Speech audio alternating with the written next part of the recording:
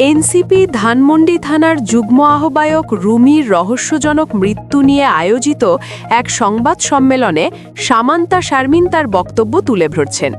তিনি জানান যে রুমির ঝুলন্ত মরদেহ উদ্ধার করা হয়েছে এবং তাকে ফ্যাসিবাদের বিরুদ্ধে লড়াই করা এক সম্মুখ সারির যোদ্ধা হিসেবে অভিহিত করেন। নাম্বার সহ হুমকিদাতাদের লিস্ট সে উপস্থিত করে।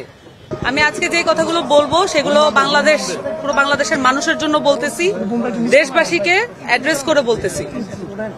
এনসিপির ধানমন্ডি থানার যুগ্ম আহ্বায়ক রুমি, উনি আজকে সকালে তার ঝুলন্ত মরদেহ উদ্ধার করা এবং রুমি আসলে আমাদের ফ্যাসিবাদ বিরোধী আন্দোলনের একজন সম্মুখ সারির যোদ্ধা ছিলেন।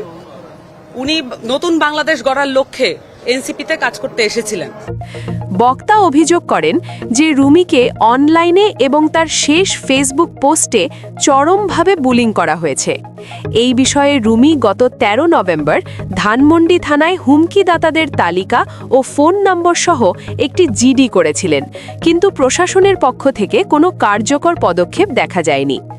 বক্তব্যে আরও উল্লেখ করা হয় যে শরীফ ওসমান হাদি, যিনি ঢাকা ৮ আসনের প্রার্থী ছিলেন এবং বর্তমানে সংকটাপন্ন অবস্থায় আছেন, তার এবং রুমির মতো জুলাই আন্দোলনের যোদ্ধাদের নিরাপত্তা দিতে রাষ্ট্র ব্যর্থ হচ্ছে।